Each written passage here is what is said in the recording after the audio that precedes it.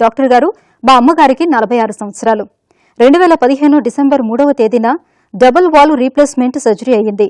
ఆవిడ ఎసిట్రోమ్ 3 mg వాడుతుంది. తిరిగి మామూలు స్థితికి రావడానికి ఎంతకాలం పడుతుందో తెలియజేయండి అని అడుగుతున్నారు. ఈ ప్రశ్నకు కార్డియాలజిస్ట్ డాక్టర్ శ్రీధర్ కస్తూరి గారు సమాధానం అందిస్తారు.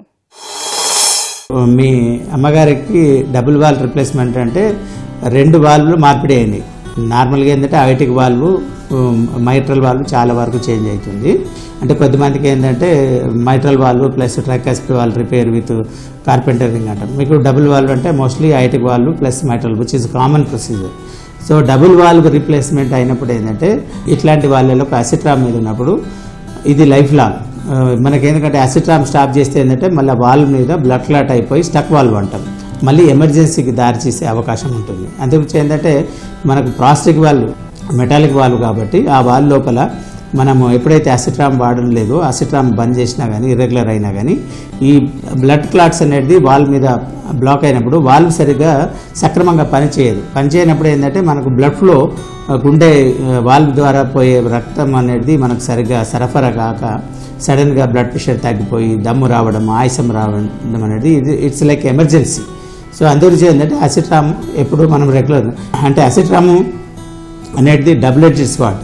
అంటే డబుల్ ఎడ్జ్డ్ స్వార్డ్ అంటే ఎక్కువైనా కష్టమే, తక్కువైనా కష్టమే. అసిట్రామ్ సరి అయిన మోతాదులో రెగ్యులర్గా మెయింటైన్ చేసుకోవాలి. సో అందుగురించి ఏంటంటే అసిట్రామ్ వాడేటప్పుడు మనం ఎప్పుడు ఏంటంటే పీటీ టెస్ట్ విత్ ఐఎన్ఆర్ అనేది కంటిన్యూస్గా రెగ్యులర్గా చెకప్ చేసుకోవాలి. ఎవ్రీ 15 days కానీ ఎవ్రీ 1 month కానీ మనం చెక్ చేసుకోవాలి. ఈ పీటీ టెస్ట్ చేసినప్పుడు ఐఎన్ఆర్ వాల్యూ 2 to 3 రావాలి. అదేవిధంగా కంట్రోల్ విత్ టెస్ట్ అంటాం. ఎప్పుడైతే మనం కంట్రోల్ తోటి కంప్లీట్ చేసినప్పుడు టెస్ట్ అట్లీస్ట్ 1.5 to 2 times ఎక్కువ రావాలి. సో అందుగురించి ఏంటంటే మీరు పెరిఫెరీలో ఉన్నా కానీ చాలామంది డాక్టర్స్ ఫోన్లో కూడా అడ్వైజ్ చేస్తారు. కానీ చాలామంది ఏంటంటే ఫోన్ చేయకుండా ట్యాబ్లెట్లు ఇర్రెగ్యులర్ చేసి లేకుంటే అన్మానిటర్డ్ ఉన్నప్పుడు ఏంటంటే ఈ అసిట్రామ్ డోస్ ఎక్కువైనప్పుడు పళ్ళల్లో చిగుళ్ళల్లో రక్తం రావడం కానీ, అప్పుడప్పుడు మెదడులో రక్తస్రావం కావడం కానీ, బ్లీడింగ్ కాంప్లికేషన్స్ అనేది ఎక్కువ ఉంటుంది. అందుగురించి ఏంటంటే ఈ మైనర్ బ్లీడ్ వచ్చినా వాళ్ళు ఫోబిక్ కానీ వాళ్ళ ఫోబియాతోటి భయంతో కానీ నెక్స్ట్ టైం ట్యాబ్లెట్లు మానేసే అవకాశం ఉంటుంది. ట్యాబ్లెట్లు తగ్గించినప్పుడు ఏంటంటే వాళ్ళు స్టక్ అయిపోయి మనం అంత పెద్ద ఆపరేషన్ చేసిన సర్జరీ కూడా it's like a failure. Suddenly they go to hospital in emergency. అట్లాంటప్పుడు ఏంటంటే మనం థ్రాంబోథెరపీ ఇవ్వడమో లేకుంటే మళ్ళీ ఎమర్జెన్సీ రీడూ సర్జరీ చేయాల్సి ఉంటుంది. అందుగురించి ఏంటంటే అసిట్రామ్ ఎవరైతే వాడుతుండ్రో ఇది లైఫ్ లాంగ్ వాడాల్సిన మాత్ర.